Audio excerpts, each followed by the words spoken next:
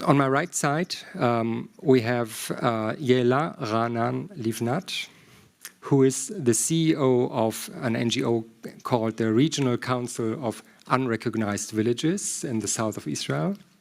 I think we will talk a bit about what exactly this organization is doing. I think it needs a bit of explanation. She was a parliamentary advisor to Mansour Abbas, a member of Knesset, and she's a lecturer in social studies and economics at Sapir Academic College. Ya'la is an active member of an NGO called Other Voice, which is an initiative of the residents of the Gaza Strip, together with residents, from the Gaza border region, together with residents of the Gaza Strip, who seek to raise a new voice of hope.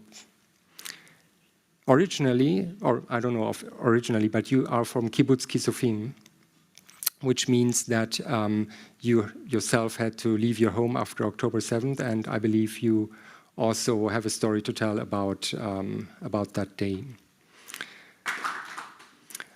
I want to start by asking Ya'la.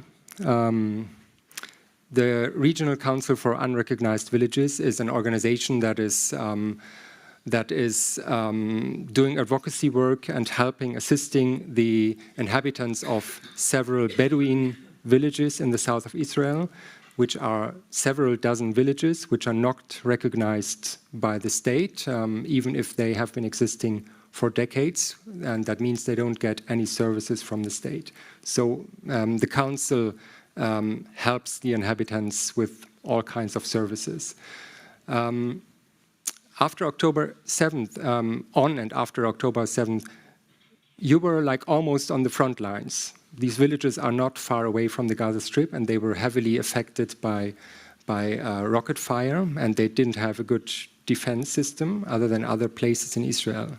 So I wanted to ask, how has October 7th affected your work there in and with the villagers, and how has it changed your organization? Thank you. No?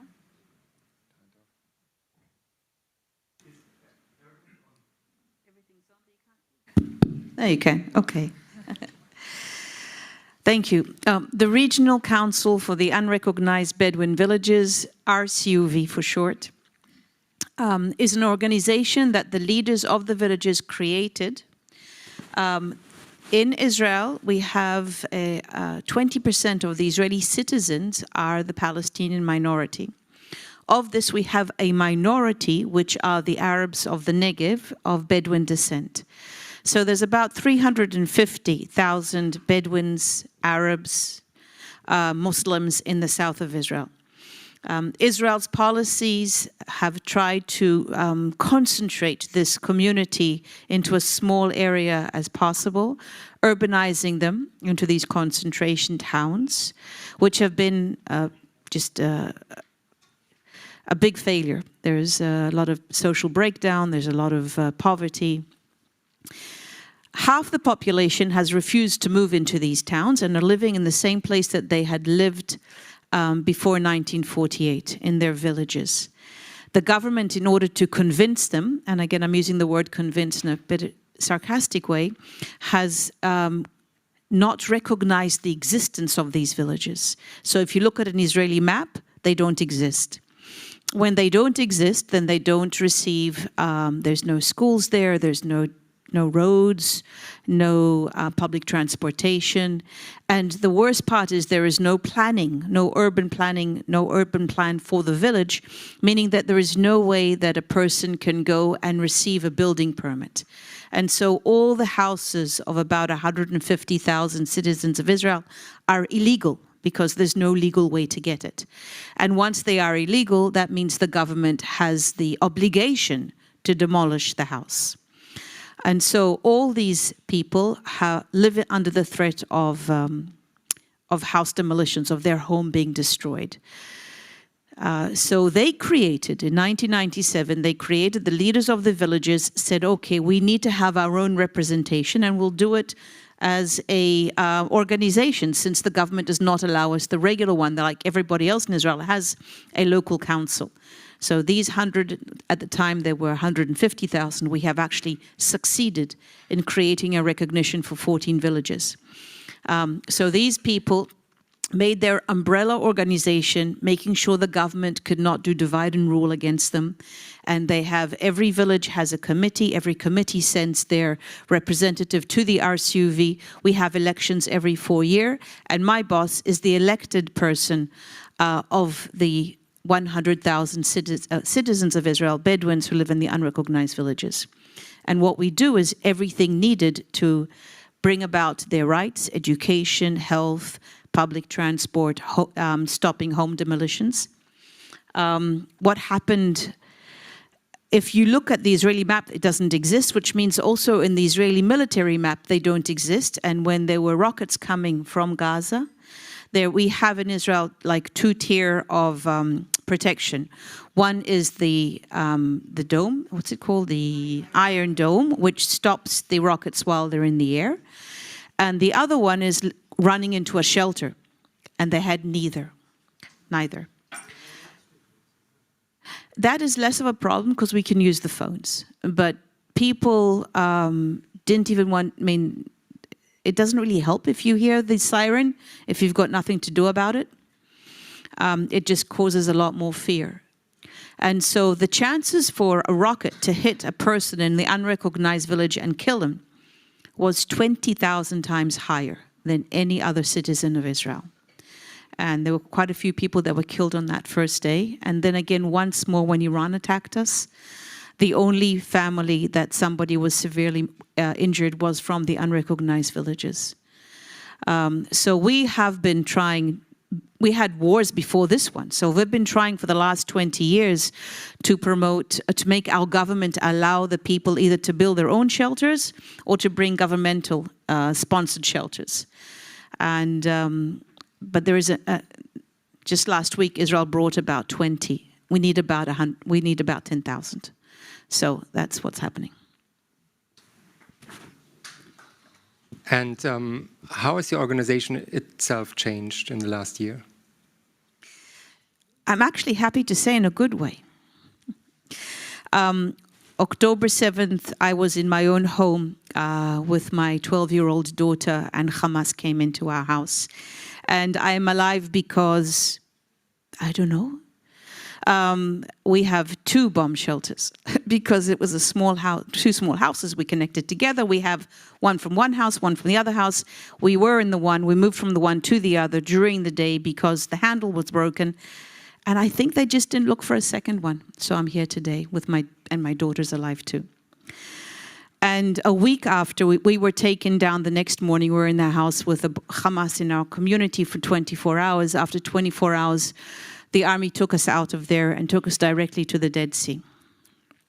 A week later, I was already with my organization and my colleagues distributing food that New Israel Fund and others paid for, brought money for, because there was no access to any food. And the only organization that actually can reach the houses in the villages that need the food is the organization that belongs to the community, the RCUV.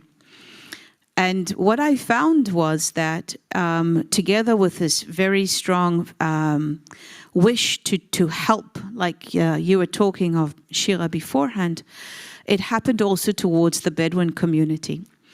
And so friends of mine, they found me there in the distribution area and they said, we want to be here with you too. And people from overseas as well said, we want to help you out. And so we received funds and we received friends, and we are, every day when I go to work, we are Jews and Arabs working together under Arab leadership inside Israel to change the situation. So it, in many ways, I mean, except for the death, I mean, of course, the negative parts of war, as an organization, we have found people in the organization are people that are happy to work together for a better future.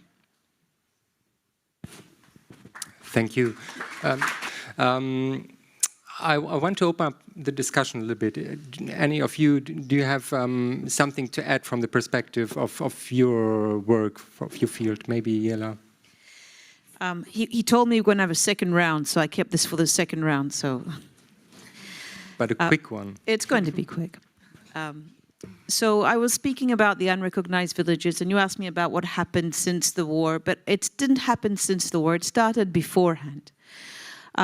This right-wing, the home demolitions have been going on for scores of years. But we are now into a new phase, with Bengvir being the Minister of National Security. He now has taken into his hands a process of demolishing entire villages. So it's not a house here and a house there. It's thousands of houses. But now, over the last 3 months, 3 villages have been destroyed. You came to see one of them. That's where we met first. So it's not a house, it's just erasing a village. And next week is going to be the 4th village. And over the next year or so, we're expecting another 10 villages to be totally erased from these villages that have been there since before 1948. And so we're talking about at least 10,000 people who will have to, we don't know what's going to happen to them. And at the same time, Israel is creating Jewish communities, sometimes on the ruins of the village, and if not, then in the area. So there's 14 villages to be erased, and there's 14 Jewish communities to be erected within the same area.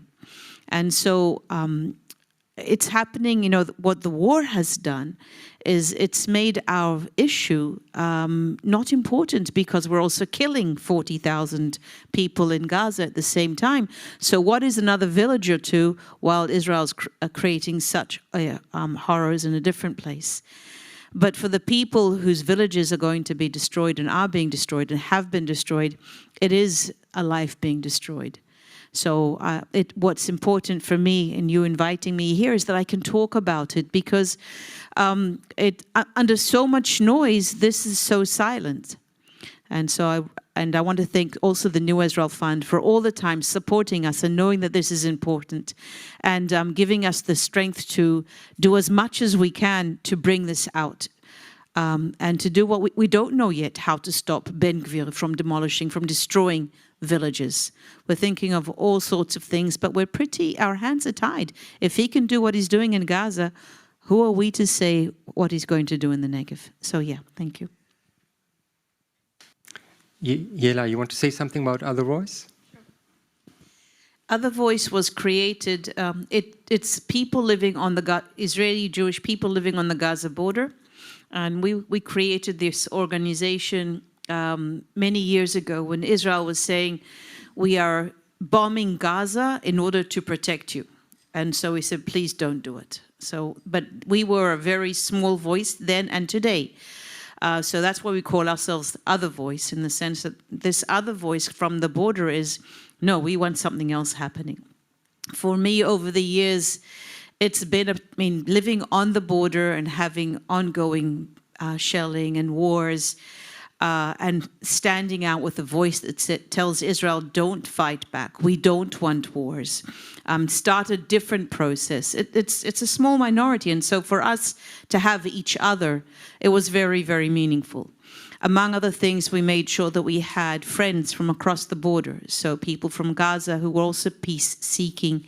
And us, we had a few conferences when we still could do that, when the Gaza people were allowed into Israel. What happened sometimes is after they went back to Gaza, they were incarcerated by Hamas, so we stopped doing things like that. Now that the war is on, then they turned to us as much as they could to ask for the money needed to